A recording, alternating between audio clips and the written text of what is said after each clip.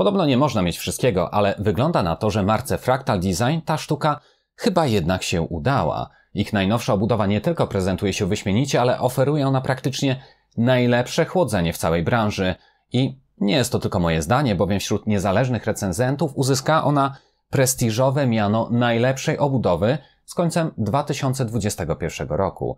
Dzisiaj pokażę Wam, co w niej takiego wyjątkowego. Z tej strony Paweł, a Ty oglądasz kanał Techmaniak HD.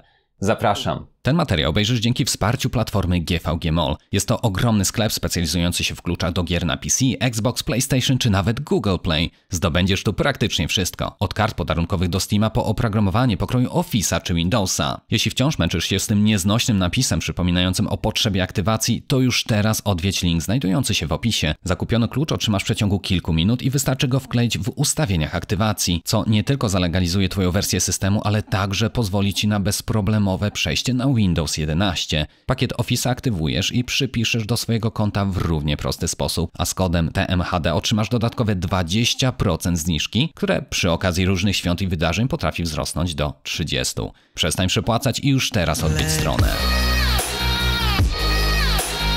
To już blisko 14 lat od czasu powstania marki Fractal Design. Ten niewielki, bo zatrudniający raptem 80 pracowników producent ze Szwecji kilkukrotnie wygrał prestiżowe nagrody w dziedzinie sprzętu komputerowego. Czy dzisiaj tu prezentowana obudowa przyczyni się do kolejnego wielkiego sukcesu w bogatym już portfolio marki? O tym przekonamy się pewnie za kilka miesięcy, a tymczasem przyjrzyjmy się, w jakich wersjach dostępny jest Fractal Design Torrent. Na dzień dobry wybór wydaje się szeroki, bowiem mamy tu aż 6 opcji. Pierwszą, najbogatszą jest czarny torrent z lekko przyciemnionym szkłem po stronie głównej i mocniej przyciemnionym po stronie serwisowej. W tej wersji wszystkie z 5 wentylatorów są wentylatorami z wbudowanym podświetleniem ARGB. Opcja druga, którą zobaczymy na stronie producenta, różni się jedynie brakiem podświetlenia w wentylatorach. Trzecia wersja to taka, którą dzisiaj zaprezentuję Wam z bliska. Jest ona również czarna, z mocniej przyciemnionym panelem szklanym. Kolejna propozycja od Fractala jest już odrobinę jaśniejsza. Nie tylko cała obudowa jest siwa, ale tu ponownie szkło z lewej strony jest tylko delikatnie przyciemnione. Z kolei piąty wariant, przynajmniej w moim odczuciu, jest najbardziej magnetyzujący. Cała obudowa jest biała, tym samym po stronie serwisowej nie odnajdziemy już szkła, a blaszany, biały panel. Za to szkło hartowane po lewej stronie jest całkowicie czyste, pozbawione jakiegokolwiek przyciemnienia. Niewątpliwie jest to konstrukcja skierowana do największych pasjonatów komputerowego hardware'u. Jeśli uwielbiasz patrzeć na swoją płytę główną, chłodzenie, perfekcyjny porządek w okablowaniu, czy oczywiście na swoją kartę graficzną, to jest to obudowa stworzona dla Ciebie. Ostatni wariant jest całkowitym przeciwieństwem wersji białej, czyli czerń po całości i brak panelu szklanego, za to jest ona najtańsza. Linki z aktualnymi cenami jak zawsze odnajdziesz w opisie poniżej, ale wstrzymaj się z tym jeszcze na chwilę, bowiem może to zaburzyć Twój punkt widzenia. Porozmawiajmy najpierw na temat wzornictwa. I to jest, cóż, na pewno unikalne. W ciągu ostatnich lat widzieliśmy wiele różnych frontów, że tak powiem, robionych na jedno kopyto. Jednak projekty Fractal Design od zawsze były wyjątkowe i na swój sposób niepowtarzalne. Chociaż później cała branża popugowała właśnie ich wzornictwo, no ale jak zżynać, to trzeba właśnie od tych przecież najlepszych. Styl skandynawski stawia nie tylko na minimalizm, ale też na funkcjonalność. Taki właśnie jest przód obudowy Torrent. Można powiedzieć, że niby nic specjalnego, od takie pionowe paseczki rozchodzące się u góry. Jednak jest w nich coś, co przyciąga nasz wzrok i mam wrażenie, że tu nawet nie chodzi o sam wzór, a o głębię znajdującą się tuż za nimi. Daje to niespotykane wcześniej wrażenie trójwymiarowości. Przedni panel głęboki jest aż na 4 cm, dzięki czemu nawet czarna wersja w ciekawy sposób odbija i załamuje światło, skutecznie ukrywając przed naszym wzrokiem wlot o nieutrudnionym przepływie oraz filtr przeciwkurzowy. W białej wersji obudowy grill jest koloru srebrnego, co dodaje odrobinę kontrastu, ale to tyle w temacie wzornictwa. Reszta obudowy wygląda dość standardowo. Skupmy się więc na głębszej analizie poszczególnych elementów i skoro już zaczęliśmy od frontu, to pozostajmy przy obranym kierunku. Do jego demontażu nie potrzebujemy żadnych narzędzi, wystarczy pociągnąć za górę. Za tym charakterystycznym grillem znajduje się filtr przeciwkurzowy, który trzyma się na wsuwanych trzpieniach zabezpieczających i aby go zdemontować należy pchnąć filtr w górę. Zwróćcie uwagę, że gdy wszystkie linie pokrywają się ze sobą, filtr jest zapięty. Po wsówkach tego nie zobaczymy, ale po schodzących się liniach grilla ze wzmocnieniem filtra już tak. Jest to o tyle istotne, że w momencie, gdy filtr nie jest w pełni wsunięty w swoje miejsce, nie będziemy w stanie zainstalować przedniego panelu z powrotem na to miejsce i gdybyśmy próbowali wcisnąć go tam na siłę, to po prostu moglibyśmy uszkodzić plastikowe zatrzaski. Dlatego warto o tym pamiętać. Co do samego filtra, to tak jak po jego wewnętrznej stronie wzmocnienia dość mocno odstają, tak po stronie właściwej, tej zbierającej kurz, pozostaje on całkowicie gładki, co znacząco ułatwia ściągnięcie nagromadzonego na nim kurzu. Dostęp do dolnego filtra też uzyskujemy po zdjęciu przedniego grilla, lecz z przyczyn technicznych jego wzmocnienia znajdują się po zewnętrznej stronie, co już znacząco może utrudnić i wydłużyć czas niezbędny do jego idealnego oczyszczenia. Przejdźmy do góry skrzynki. Znajdują się tu 3,5 mm wejścia dla słuchawek i mikrofonu, 2 gniazda USB typu A, pomiędzy którymi ulokowano podświetlany przycisk włącznika i dalej po prawej jedno USB 3.1 typu C, które obsługuje szybkie ładowanie oraz przycisk resetu. Górny panel jest zdejmowany, ale bez obawy. Przy podnoszeniu obudowy nie zostanie on nam w rękach. Aby go zdemontować, należy najpierw odkręcić 2 śruby i wyciągnąć go z mocowań. Widzimy, że ten od spodu został dodatkowo wzmocniony strukturą w kształcie plastra miodu. Choć raczej nie byłoby to konieczne, to znacząco poprawia to jego sztywność. Od góry widzimy, że jest to inny układ obudowy niż ten, do którego zdążyliśmy już przywyknąć. Co prawda, jeszcze 2 dekady temu normą był montaż zasilacza u góry. Odpowiadał on wtedy nie tylko za zasilanie, ale jego wentylator zajmował się również wyciąganiem rozgrzanego powietrza z wnętrza komputera.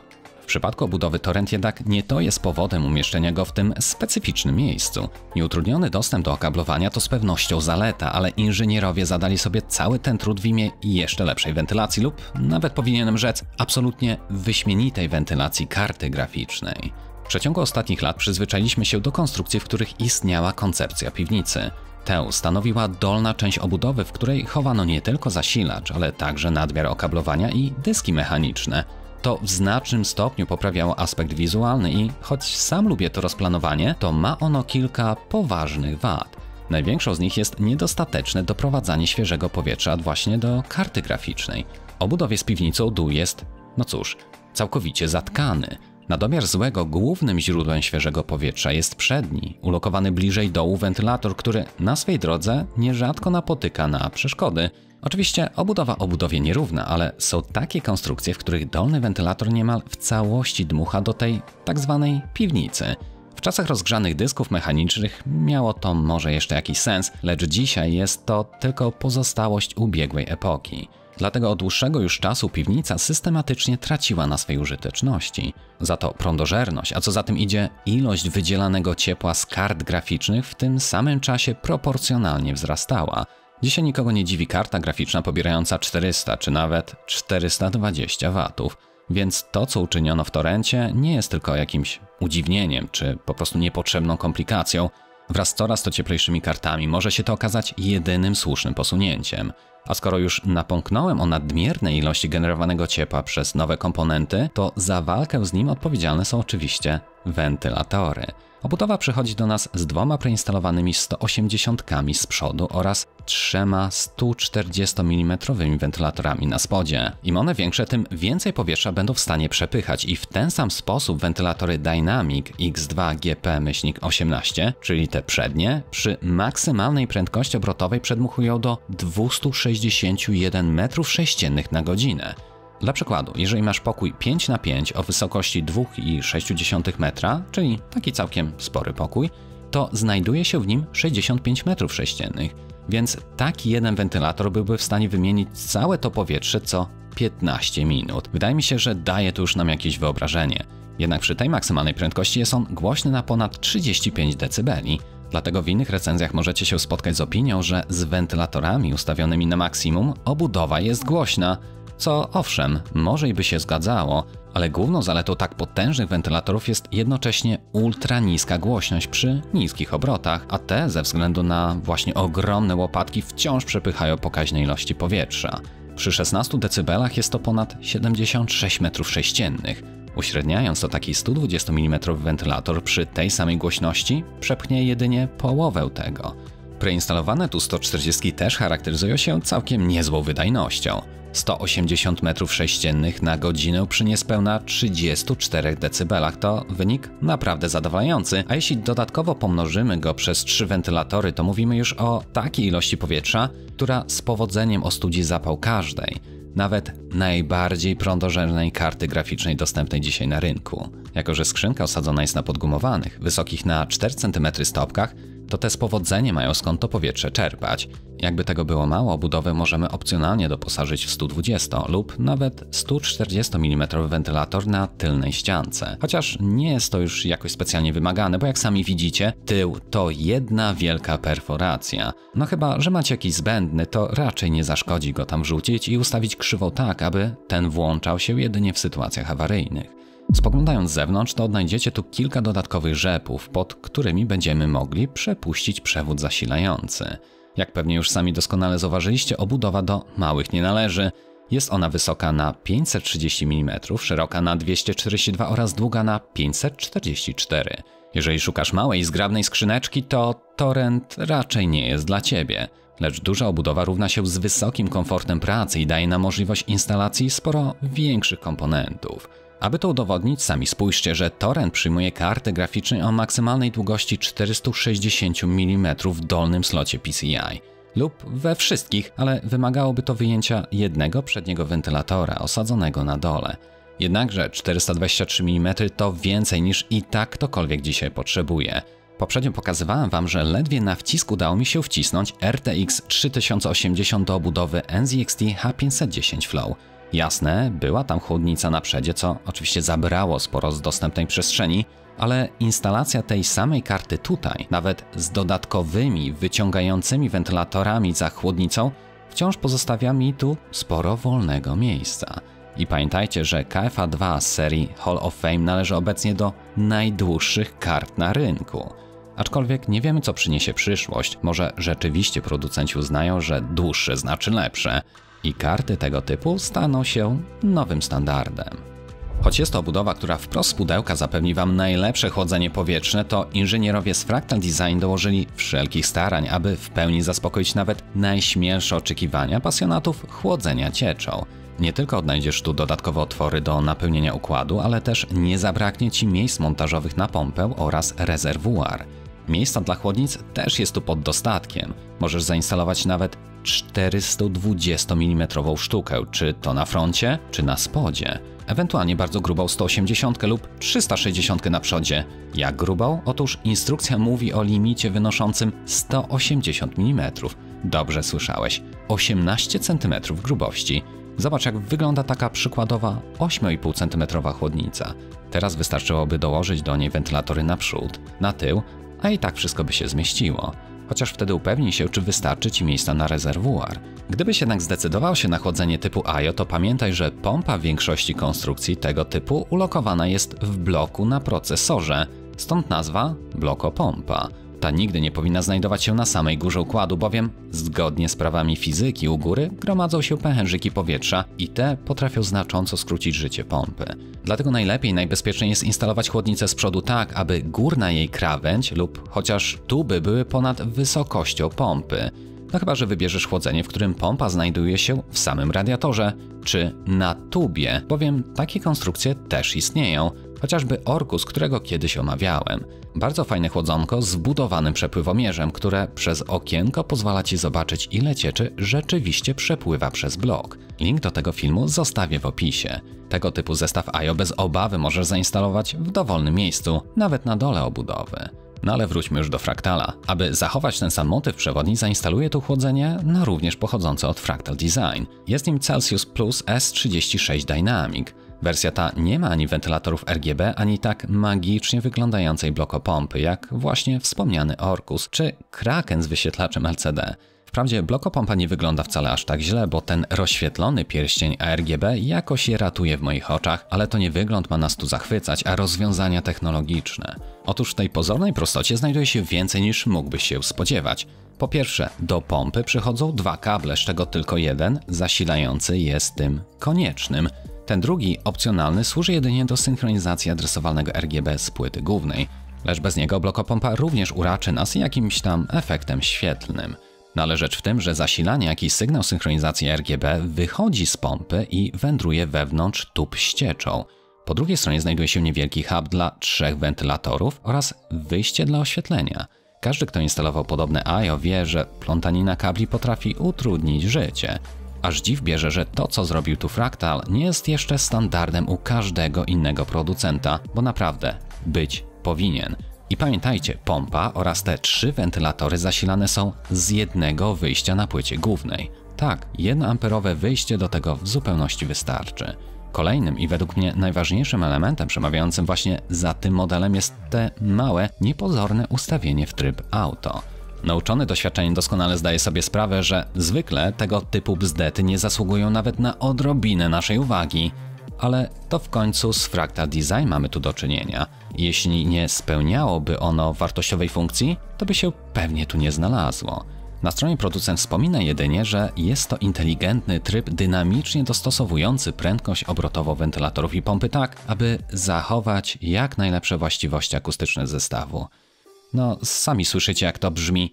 Brzmi to po prostu jak marketingowe mydlenie oczu, na co każdy z nas jest już chyba dosyć mocno uodporniony. Aczkolwiek nie tym razem, bowiem wewnątrz blokopompy znajduje się mikroprocesor oraz kawałek kodu, który w rzeczy samej odpowiedzialny jest za dynamiczne dopasowanie prędkości obrotowej pompy oraz wentylatorów na podstawie bardzo ważnego parametru, którego brakuje w większości innych konstrukcji. Jest nim temperatura cieczy. W końcu nie ma najmniejszego sensu gonić wentylatory na wysokie obroty za każdym razem, gdy procesor tylko na moment podbije temperaturę, bo akurat na 30 sekund był on obciążony w 100%. Zamknięty układ z cieczą ma jednak pewną pojemność cieplną i jeśli temperatura tej ma załóżmy 25 stopni Celsjusza, a w pomieszczeniu mamy 24, to zastanówcie się, to kręcenie wentylatorów robi jedynie hałas i nic ponadto. W instrukcji chłodzenia odnajdziemy krzywą trybu automatycznego. Widzimy, że przy 20 stopniach Celsjusza zarówno pompa, jak i wentylator pracują na około 15% mocy. I choć prędkość obrotowa pompy z każdym kolejnym stopniem cieczy wzrasta, to aż do momentu, w którym ciecz w układzie osiągnie pułap 35 stopni Celsjusza, to prędkość wentylatorów wcale się nie zmienia. Gdy środek chłodniczy dostatecznie się rozgrzeje, dopiero wtedy wentylatory zwiększają swoje obroty. Chociaż żałuję, że sami nie możemy przeprogramować tych parametrów, chociaż odrobinę, aczkolwiek cała idea jest jak najbardziej właściwa. A co z zasilaczem? Ten w końcu jest nieodłącznym komponentem każdej maszyny, dlatego na górze ląduje w pełni modularny Ion Plus 2. Planowo komputer ten będzie służył mi do pracy, co oznacza, że będzie on działał przez wiele godzin dziennie. Tak więc wybranie nawet droższego zasilacza z platynowym certyfikatem 80+, w takich przypadkach ma ogromny sens ekonomiczny. Taki zasilacz jest droższy, owszem, ale ma on mniejsze straty energetyczne.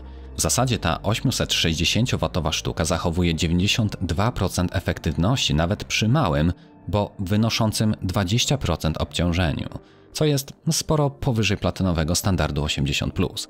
Dodatkową korzyścią jest możliwość włączenia w nim półpasywnego trybu chłodzenia, czyli do momentu osiągnięcia przez niego 50 stopni Celsjusza pozostaje on dla nas całkowicie niesłyszalny. A skoro mamy już zasilacz na swoim miejscu, to czas najwyższy dokonać przeszczepu wszystkich komponentów.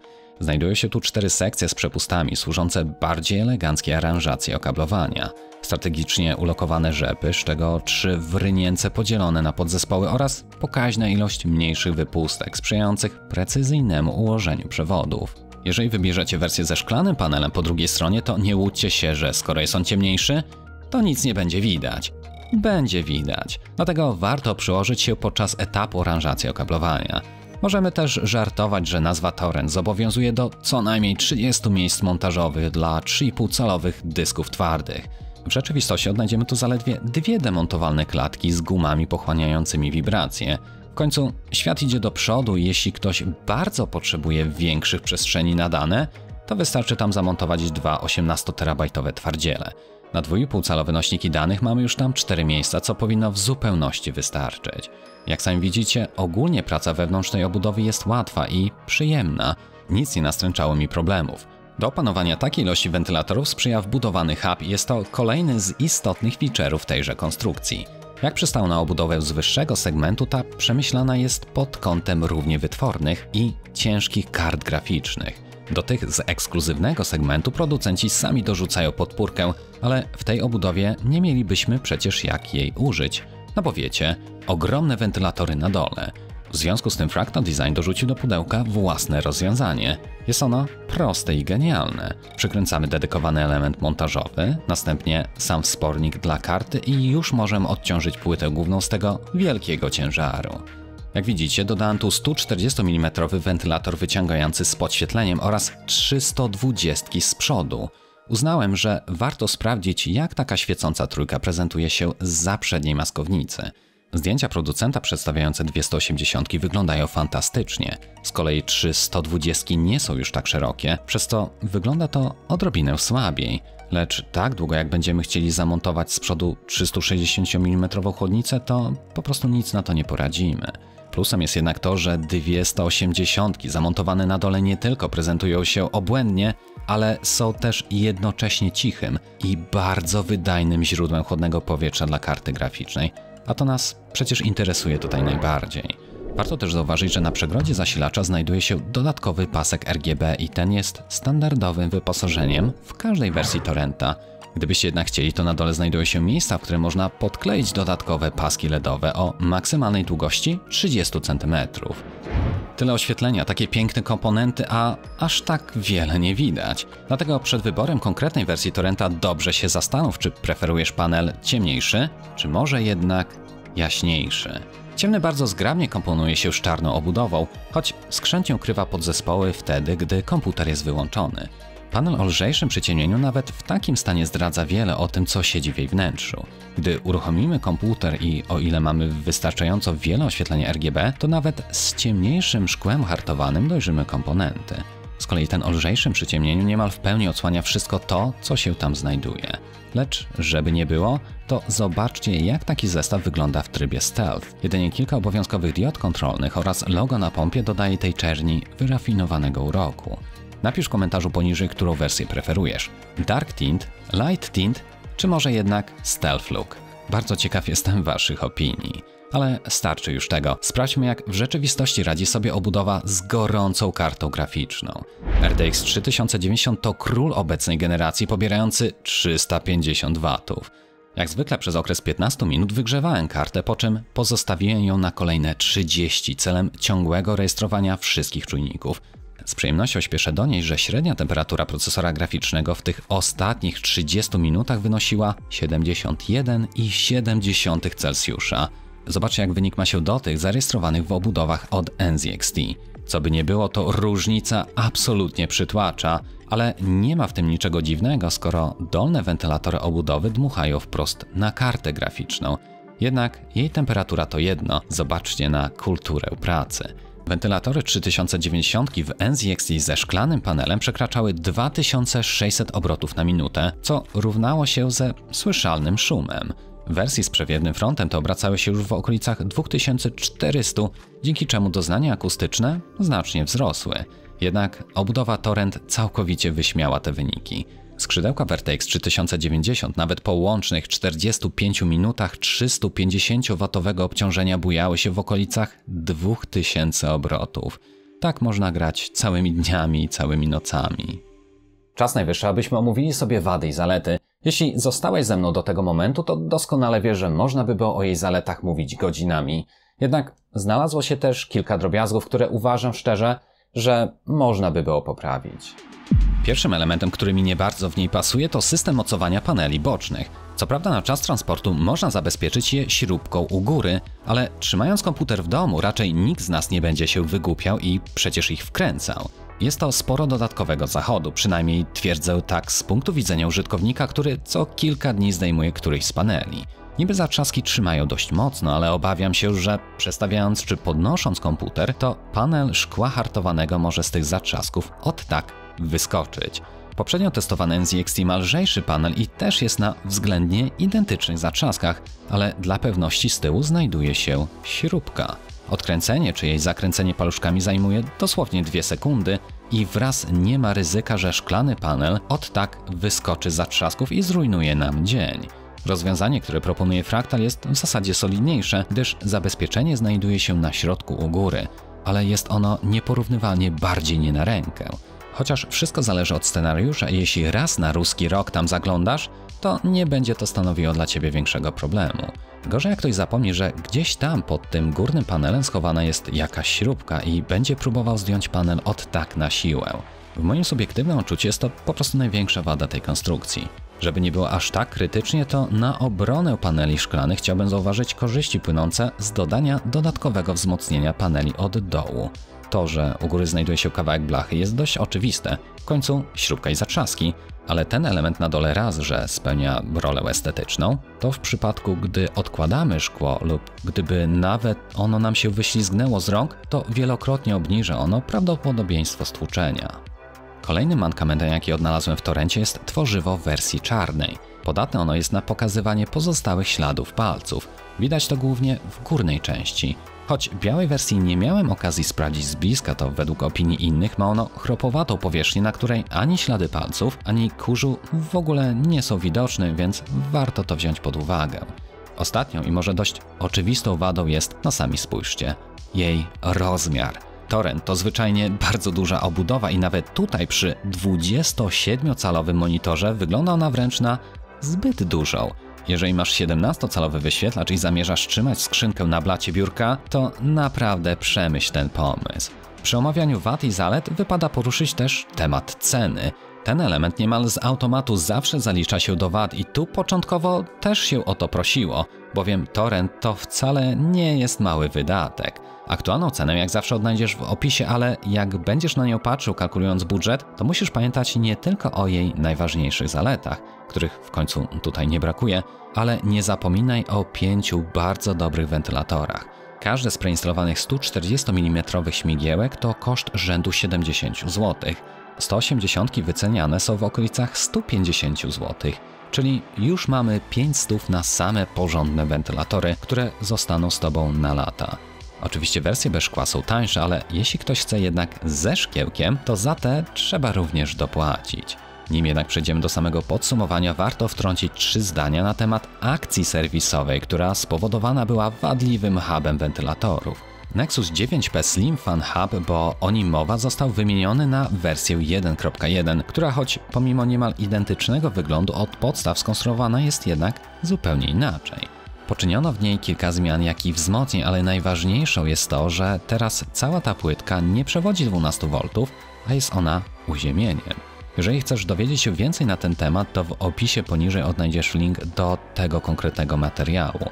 Każda obudowa torrent dostępna w sprzedaży ma już ten nowy, bezpieczny hub. Poznamy go chociażby po naniesionej wersji w prawym dolnym rogu. Nawet jeśli kupiłeś używaną obudowę z hubem w niezmienionej wersji, to możesz otrzymać nowy za darmo. Link jak go dostać również w opisie. Tym samym podsumowanie tego materiału jest dość oczywiste, choć w ciągu całego roku pojawiało się naprawdę wiele ciekawych obudów, jedne piękne, inne przewiewne, to żadna z nich nie oferowała pełnego pakietu, tak jak robi to Fractal Design Torrent. Jest ona świetnie przemyślana, zapewnia niesamowite ilości świeżego powietrza, zwłaszcza karcie graficznej, no i wygląda przy tym bardzo atrakcyjnie. Tym samym otrzymuje ona wyjątkowe wyróżnienie kanału Techmania HD, pierwszy raz przyznane obudowie. Śmiało mogę ją polecić każdemu, kto może sobie na nią pozwolić oraz znajdzie wystarczająco dużo miejsca, aby ją postawić. Lecz gdyby jednak przekraczała ona Twój planowany budżet lub była po prostu zbyt wielka i wciąż bardzo chciałbyś obudowę od Fractal Design, to śmiało mogę Ci zaproponować kilkakrotnie tańszą skrzyneczkę. Focus G, bo o niej mowa, też prezentuje się wyśmienicie i schładza podzespoły jak trzeba. Co prawda nie jest to obudowa premium, ale w momencie tworzenia tamtego materiału kosztowała ona zaledwie 199 zł. Możesz przejść do tego filmiku klikając w okienko lub w link w opisie. Z tego miejsca pragnę podziękować moim patronom, do których możesz dołączyć i Ty poprzez serwis Patronite. Dziękuję, że zostaliście ze mną do samego końca, trzymajcie się, cześć!